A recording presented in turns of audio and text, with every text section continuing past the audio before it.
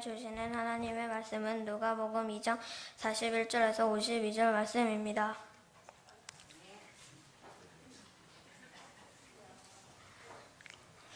그의 부모가 해마다 6월절이 되면 예루살렘으로 가더니 예수께서 12살 되었을 때에 그들이 이 절기에 갈릴리를 따라 올라갔다가 그 날들을 마치고 돌아갈 때에 아이 예수는 예루살렘을 머무셨더라.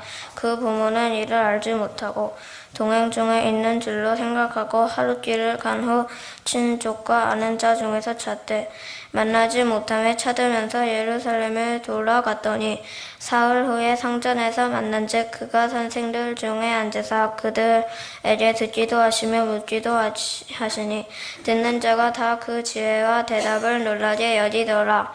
그의 부모가 보고 놀라며 그의 어머니는 이르되 아이야 어찌하여 우리에게 이렇게 하였느냐 보라 너희 아버지가 내가 근심하여 너를 찾아노라. 예수께서 이르시되 어찌하여 나를 찾으셨나이까 내가 내 아버지 집에 있어야 될 줄을 못하셨나이까 하시니 그 부모가 그가 하신 말씀을 깨닫지 못하더라. 예수께서 함께 내려가사 나사렛에 이르러 순종하여 받드시더라. 그 어머니는 이 모든 말을 마음에 두니라. 예수는 지혜와 키가 자라가며 하나님과 사람에게 더욱 사랑스러워 가시더라.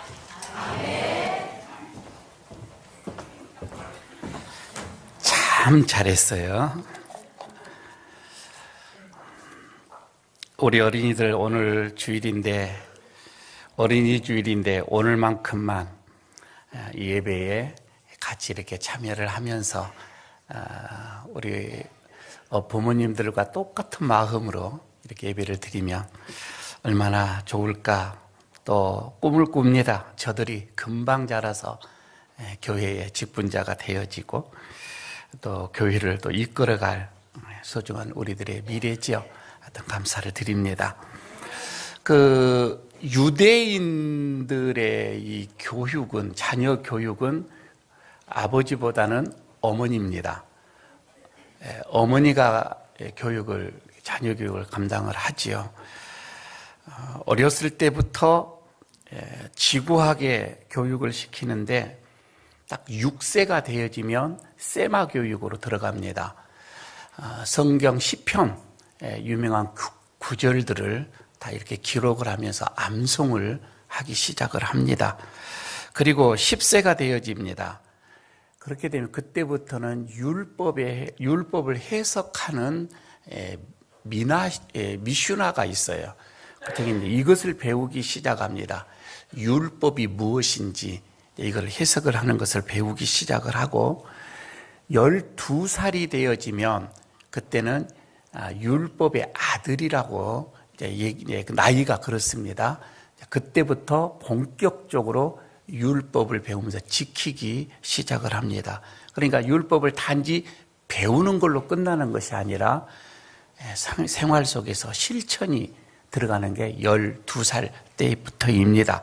그리고 18세가 되어져서는 이제 완전한 게마라라고 하는 것을 배우게 공부하게 되어집니다. 참 어떻게 보면은 나이에 따라서 유대인들은 이렇게 철저하게 배우는 것들이 단계별로 이루어지게 되죠. 모세오경, 특히 이제 모세 율법에 보게 되어지면 이스라엘의 남자들, 그러니까 12세가 되겠죠.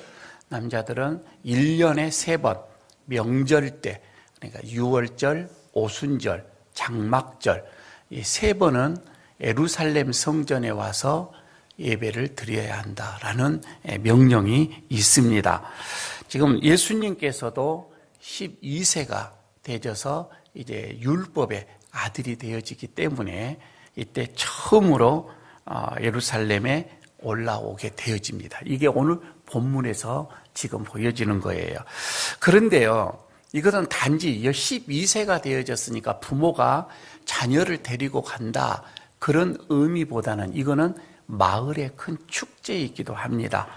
그래서 마을에 12세가 되어지는 아이들을 이제 모아서 같이 마을 단위로 움직이게 되어져요. 그런데 이때가 되어지면 그냥 축제이다 보니까 마을 다른 가정에서 그 12세 되는 그 아이에게 우리말로 말하면 축의금이라고 하죠. 어떤 뭐 행사가 있었을 때에 돌잔치 돌모습 주는 것처럼 축의금을 이렇게 주게 되어집니다. 주고받고 하는 거예요. 이때 이 금액이 장난이 아닙니다. 지금 요즘같이 말하면 수천만 원이 되어지기도 합니다. 그러면 그 돈을 부모님이 요즘같이 우리 부모라면은 그래 저축할게 하고는 다 그냥 닦아 쓰는 경우가 많이 있는데 거기에서는 그렇게 하지를 않고 투자하는 법을 가르칩니다. 그때부터. 그래서 그 아이의 이름으로 투자가 되어져요. 그게 자기 인생의 성공 미천이 되어지는 거거든요. 이게 이스라엘 유대인들의 어떤 경제적인 교육도 이때부터 시작이 되어지는 거입니다. 그때 당시 명절이 되어지면은 이 예루살렘에는 한 성이나 100만 명 이상이 운집하게 되어집니다. 그러니까 많은 사고도 나기도 하죠. 특히 미아 발생이 아주 많이 나기도 하게 되어집니다. 자, 오늘 어린이주를 맞이하여서 이 말씀 속에서 하나님께서 우리에게 주시는 말씀 몇 가지가 있습니다. 오늘 이 말씀 우리가 생각하면서 하여튼 은혜 시간 되시기를 바라겠습니다. 먼저는요, 오늘 이 말씀 속에서 좀 예수님과 함께 동행할 수 있어야 되는데, 여러분 함께 물어보십시다. 여러분 요즘도 예수님과 함께 동행하십니까? 대답에 이 여러분 대답에 책임을 지셔야 합니다. 자, 오늘 한번 보도록 하겠습니다. 43절에서 45절까지는 부모가 소녀 예수를 잃어버린 어떤 이런 사실에 대해서 보도를 해주고 있습니다. 한번 읽어보도록 하겠습니다. 그날들은 마치고 돌아갈 때에 아이 예수는 예루살렘에 머무셨더라. 그 부모는 이를 알지 못하고 동행 중에 있는 줄로 생각하고 하룻길을 간 후 친족과 아는 자 중에 찾되 만나지 못하며 찾으면서 예루살렘에 돌아갔더니, 예루살렘으로 다시 왔다, 이런 말씀이죠. 부모들은, 예수님의 이 부모들은 지금 절기를 지키고 집으로 돌아가는 도중입니다. 집으로 가는 도중에 하룻길을 간 후에야 아들 예수가 보이지 않네, 이것을 알게 되어집니다. 여기서 부모들이 예수를 하루 동안입니다. 이렇게 예수를 생각하지 않았을까? 예수님에 대해서 전혀 생각을 하지 못하고 하루가 지난 다음에 예수가 안 보이네, 이렇게 지금 생각을 했다 이 말입니다. 우리가 생각할 때 이건 있을 수 없는 일인 것 같아요. 우리들의 어떤 이런 생각 속에서 말입니다. 그러나 그때 당시에 이거는 전혀 이상한 것이 아니에요. 조금 전에 말씀을 드렸던 것처럼 이런 행사, 유월절이나 어떤 명절의 행사는 마을 단위로 이렇게 움직이기 때문에 행사가 지나면 마을 사람들이 모두가 모여서 다시 이제 고향으로 돌아가게 되어지죠.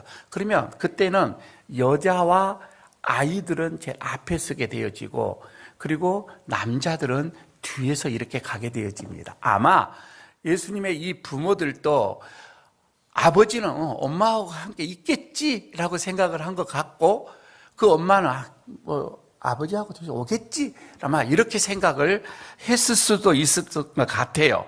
그러나 여러분, 예수가 어느 행렬에 끼어 있든지 지금 어디에 있는지 아마 있겠지라고 하는 이 생각은 부모의 생각이고, 그러나 아무리 그래도 하루에 한 번 정도는 얼굴을 봐야 되지 않을까? 다시 말하면 너무 이 부모님들은 아들에 대해서 무관심했던 것 같아요. 밥을 먹는 것인지, 자, 무엇을 하는 것인지 그냥 무관심한 부모님. 지금 사단이 그래서 이게 난 거입니다. 너무 안일한 생각 때문에 아이를 잃어버렸어요. 부모님들도 시장에서 아이 잃어버린 경우도 많이 경험을 해보셨을 것입니다. 이유는 뭐예요? 그랬겠지 있겠지라고 하는 생각, 어디 있겠지라고, 따라오겠지라고 하는 아니란 생각이에요. 여러분, 저는 우리가 이 신앙생활도 이렇게 안일하게 하게 되어지면 예수를 잃어버린다고 생각을 합니다. 안일하게 신앙생활하면 분명 예수님 놓칩니다. 마리아, 요셉처럼 말입니다. 뒤따라오겠지, 앞에 가겠지 라고 하는 그런 생각 때문에 안일무사한 이런 신앙생활, 우리도 기도 대충 하고요, 예배 그냥 대충 드리고요, 안일하게 드립니다. 내 직분 그냥 대충 합니다. 그러면서 생각하기를 예수님이 함께 하시겠지, 예수님이 내 인도하시겠지, 이렇게 생각을 하는 우리들의 신앙 말입니다. 여러분, 이렇게 안일하게 신앙생활을 하게 되어지면 딱 나타나는 게 그 순서가 있습니다. 우리가 안일한 신앙생활을 하게 되면 첫 번째 나타나는 게 왜 그런지 모르겠어요. 딱 신앙이 외식하는 신앙이 되어집니다. 형식적인 신앙으로 갑니다. 두 번째는 너무 태만해지는 나태한 신앙으로 가게 되어집니다. 여러분, 그러다 보면은 마지막 오는 게 뭐예요? 세상 유혹을 이길 수가 없습니다. 사단의 시험 이길 수가 없습니다. 이것을 딱 만나게 되어지는 것입니다. 결국은 예수님을 내 생각, 내 마음에서 잃어버렸다 이 말입니다. 다른 데서 잃어버린 게 아니에요. 내 생각에서 놓아버리는 겁니다. 내 마음에서 예수님을 놓아버렸어요. 잃어버렸다 이 말입니다. 여러분요, 주님께서는 말씀을 합니다. 특히 누가복음 21장에 이렇게 얘기를 합니다. 너희는 스스로 조심하라, 스스로 조심하라, 이렇게 말씀을 하거든요. 그러면서 그렇지 않으면 방탕과 술 취함과 생활의 염려로 마음이 둔하여지고, 마음이 둔해진대요. 그리고 나서 뜻밖의 그날이 덫과 같이 너희에게 임하리라. 사실 여러분요, 마음속에 둔해지니까 예수님을 생각하지를 못합니다. 안일무사한 신앙, 여러분, 결국 이것은 아무런 내가 준비 없이 예수님의 재림을 맞이하게 된다라고 하는 이런 말씀이 되겠지요. 여러분, 그래서 여러분, 우리는 다른 게 아니에요. 내가 잘하고 못하고는 둘째 문제치고 내 생활 속에서 늘 여러분 내가 깨어서 주님과 함께 하는 거예요. 잘하고 못하는 것은 사람의 능력 차이에 있기 때문에 주님도 그걸 원하지는 않습니다.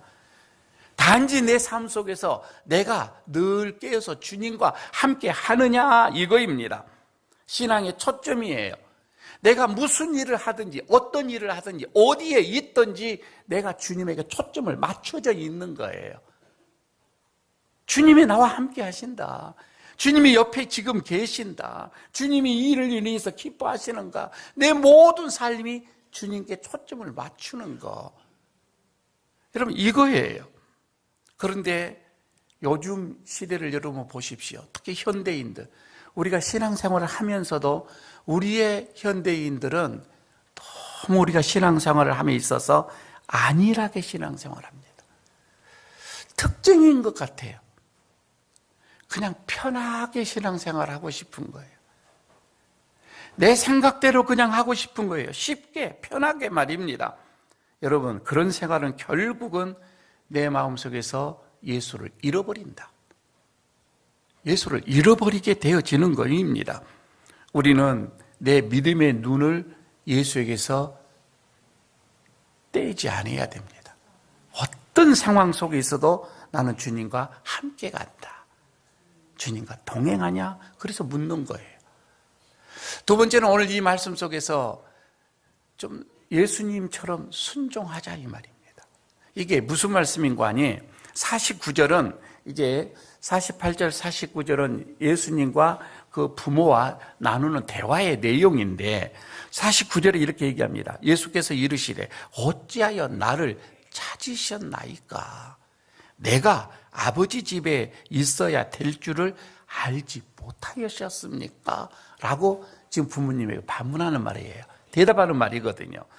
그러니까 부모는 지금 이 소년 예수를 찾다가 성전에서 만난 거예요. 그리고는 나무랍니다. 왜? 네 마음대로 행동하냐? 이렇게 지금 나무랬어요.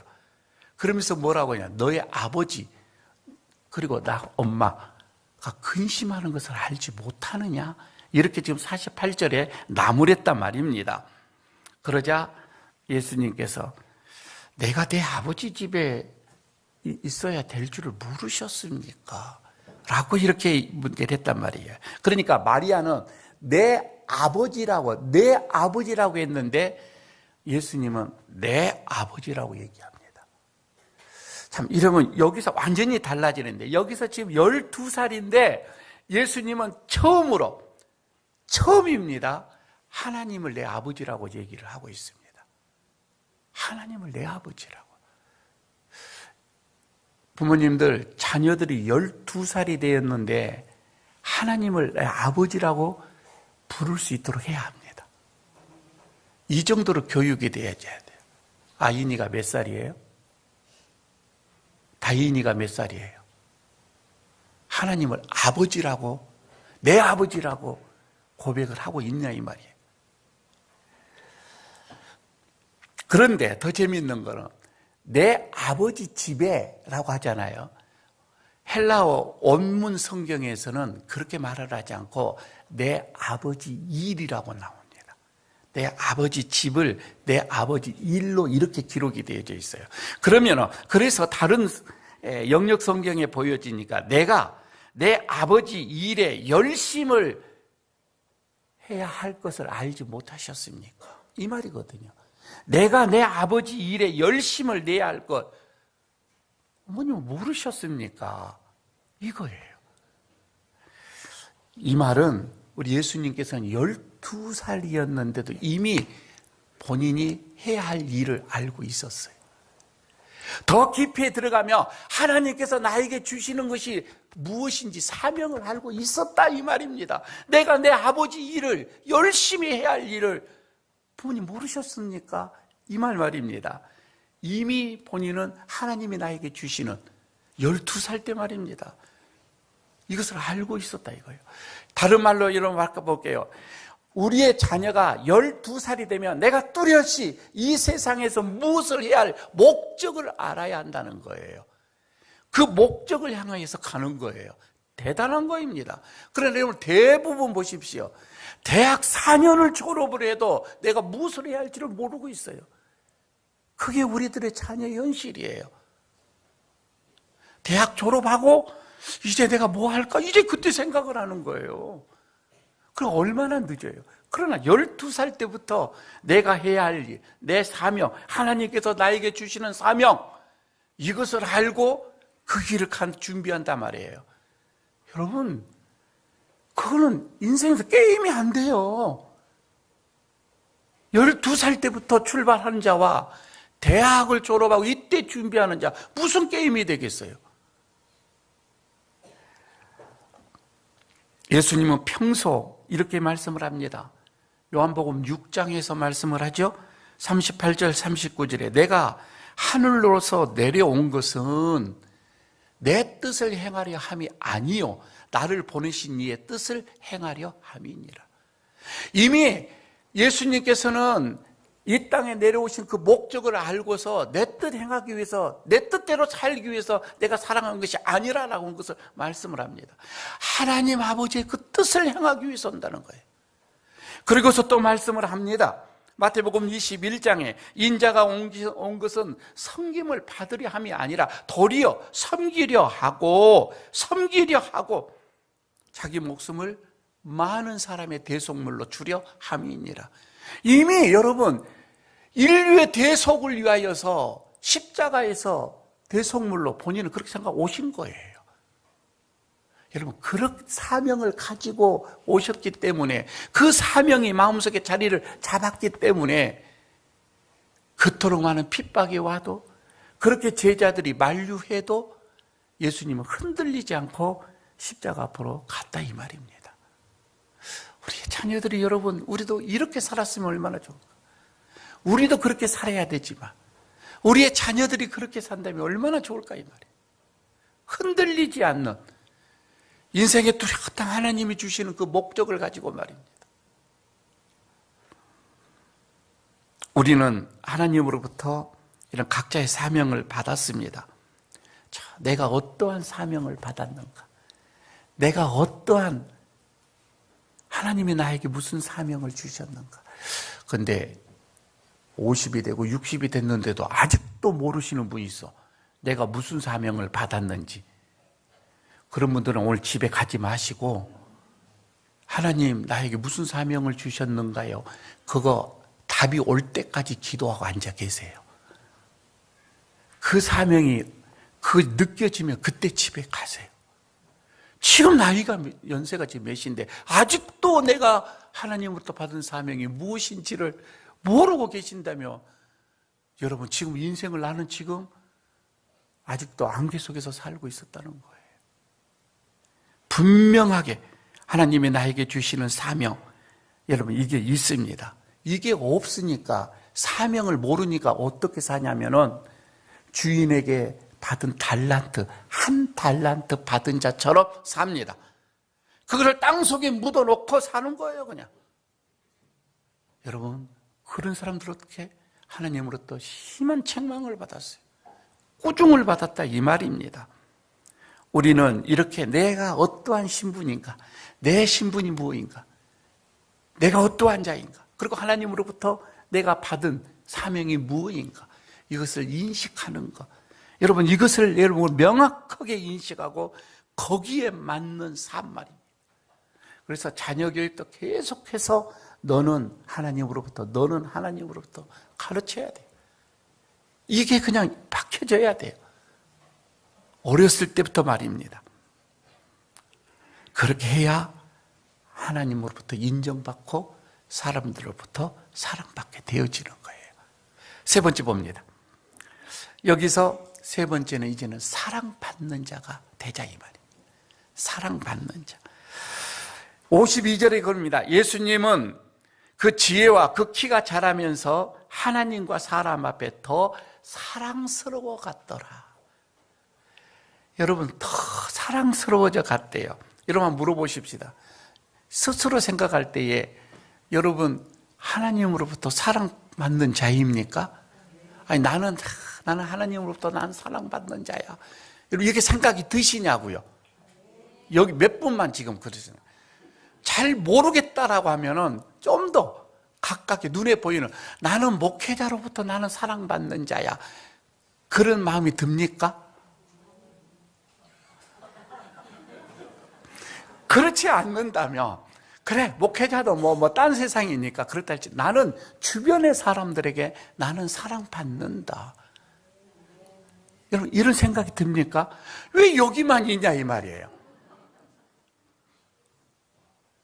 여러분 그렇습니다. 이 말의 의미는 뭐냐면 예수님께는 성장하시면서 정말 하나님과 주변 사람들 모두에게 사랑스러워져 갔더라. 점점 더 사랑을 받았다 이 말입니다. 더욱 사랑을 받았대요. 더욱.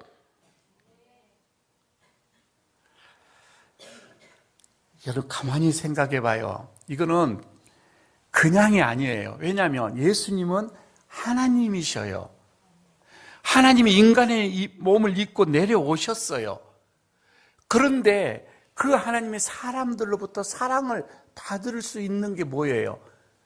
인간의 도리를 다했다 이 말입니다. 인간의 도리를 다하셔서 사랑을 받은 거예요. 하나님 앞에 도리 좋지요? 그러면 하나님으로부터 사랑을 받아요. 사람들한테 사랑을 받을 수 있는 것은 사람의 도리를 다해야 받는 거예요. 그러면 하나님께서 인간의 도리를 하셨다 이 말이에요. 쉬운 일이 아니잖아요. 이거는 낮아지는 삶을 사신 거예요. 51절에 이렇게 얘기합니다. 예수님께서 함께 내려가셔서 나사렛으로 말입니다. 자기 마을로 함께 내려가셔서 이르러 순종하여 받들었더라 라고 말씀을 하죠. 그러니까 부모님은 부모님에 대한, 예수님 부모님에 대한 자식의 이 도리 말입니다. 우리 남욱 집사님 자식의 도리 잘 하시기 위해서 또 오신 거예요. 오셔야 돼요. 그죠? 진실 오시는 거예요. 와서 그냥 전화로 부모님 어버이날 축하합니다. 전화만 해도 괜찮지. 전화도 없어. 카톡은 문자를 보내버려. 문자도 다행이지. 도리예요. 부모님께 향하는 도리. 그러니까 이 예수님께서도 그 부모님이 뭐 하셨어요? 목수였어요. 아버님이 목수였어요. 그 목수의 장남이었거든요, 예수님께서. 그러면 순종하였더라. 그 아버님에 더불어서 이 요셉을 도와서 목수의 일을 잘하면서 가정을 부양을 했어요. 여러분, 이게 도리예요. 도리. 예수님께서는 하나님이시면서도 인간으로 이 땅에 오셨기 때문에 인간으로서 해야 할 이 도리를 다 하셨다 이 말입니다. 참 도리가 쉽지는 않지요. 다 해야 하는 도리 말입니다. 성자로서는 하나님께 향하는 도리를 다 하셔야죠. 그러나 또 인간의 약한 몸으로서는 부모님께 향한 도리도 또 다 하셨다고 하는 거예요. 여러분, 우리는 하나님의 자녀입니다. 그러면 하나님께 향한 도리 잘 하시기를 바랍니다. 그렇게 되면 하나님께 칭찬 받으실 거예요. 그러나 우리는 또 인간입니다. 인간의 도리를 잘 하시기를 바랍니다. 성도 중에 이렇게 얘기를 합니다. 참 보면 신앙이 좋아요. 내가 봐도 신앙이 정말 좋아요. 그런데 신앙은 저렇게 좋은데 왜 사람들에게 악평을 듣냐 이 말이에요. 신앙은 좋은데 여러분, 이거는 인간의 도리를 다 하지 않기 때문에 그렇습니다. 이렇게도 얘기를 하죠. 나는 하나님의 일을 다 해야 하기 때문에, 하나님께 향한 도리를 다 해야 되기 때문에 가족에 대한 책무를 소홀히 하시는 분들이 많이 있습니다.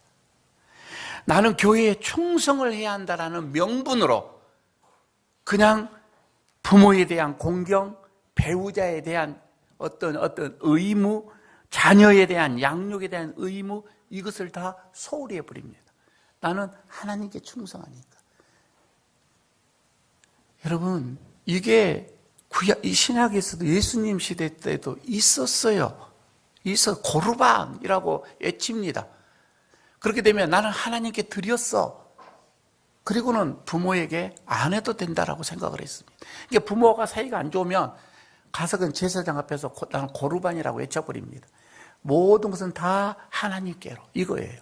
그래서 부모님에게 이제는 안 해도 된다고 이렇게 분들이 많이 있었다 이 말입니다. 그러나 과연 이것을 좋아하실까? 하나님께서 좋아하실까? 이 말입니다. 물론 여러분, 저는 성도로서 교회에서 충성하는 거, 하나님께 충성하는 거 분명히 열심을 내야 하는 거 마땅합니다. 그러나 우리가 기억해야 할 거, 하나님께 향한 도리와 인간 사람에게 한 도리는 똑같습니다. 똑같이 해야 합니다. 그래서 여러분, 눈에 보이는 부모님께 공경하지 못하면서 눈에 보이지 않는 하나님을 어떻게 공경하겠느냐? 이건 거짓말이다. 이렇게 말씀을 하잖아요. 요한이 그렇게 말씀을 합니다. 누구든지 하나님을 사랑하노라 이렇게 말하면서 그 형제를 미워하면 이는 거짓말하는 자다. 보는 바 형제를 사랑하지 아니하는 자가 보지 못하는 바 하나님을 사랑할 수 없느니라. 그렇잖아요, 여러분. 하나님 사랑하는 자 이웃 사랑합니다. 하나님을 지고하게 사랑하는 자 부모님 사랑합니다. 똑같은 거예요. 그러므로 여러분, 하나님께 대한 도리와 함께 사람에게 향한 도리도 다 하시기를 바랍니다. 물론 그러자면은 우리는 너무 힘들죠. 세상 사람들과 비교하면 너무 힘듭니다. 그러나 이것이 저는 성도의 의무이고 도리라고 생각합니다. 힘들어요. 그러나 그게 성도가 가야 할 길입니다. 사향이라고 하는 것은 아무리 여러분 종이에 싸도요, 그 향은 감추지를 못합니다. 아마 예수님께서도 소년이었지만 이미 마음속에, 이미 가슴속에는 성품이 하나님의 그런 신적인 것이 있었어요. 그렇기 때문에 이것을 감출 수가 없는 거예요. 그래서 12세가 되니까 팍 튀어나오는 거예요. 내 아버지라고. 하나님을 내 아버지라고 막 이렇게 나오는 거입니다. 그런데도 성급하게 예수님은 공생애를 시작하지를 않았습니다. 30세까지 그대로 참고 기다리고 계시는 모습을 봅니다. 여러분, 저는 오늘 이 말씀을 통해서 여러분의 자녀가 이런 모습으로 자라나기를 축복합니다. 하나님 앞에서 칭찬받고 사람들에게 칭찬받는 그런 자녀가 되기 위해서는 첫째는 내가 먼저, 부모인 내가 먼저 기도와 말씀으로 자녀를 잘 양육해야 합니다. 죽도록 여러분, 이건 사명을 가지고 양육을 해야 합니다. 그러나 조금 때가 되면 자녀는 부모에게서 떠납니다. 그때는 말이 안 맥히죠. 씨알이 안 맥힌다 얘기를 합니다. 아무리 얘기도 안 맥히고 도리어 자녀들의 권면에 의해서 부모가 살아갈 때가 있습니다. 근데 그때가 곧 오지요. 여러분, 그럴 때에는 내가 과거에 자녀를 어떻게 양육을 했느냐에 따라서 완벽하게 달라집니다. 차등이 나는 거예요. 내가 어떻게 양육했다느냐, 이게 따라서 이제 자녀의 그 권면으로 내가 살아가게 되는 거예요. 어린이 주일에 다시금 하나님께서 선물로 주신 우리의 자녀들을 생각합니다. 말씀과 그리고 신앙의 본으로, 내가 신앙의 본으로 힘써 양육하십시오.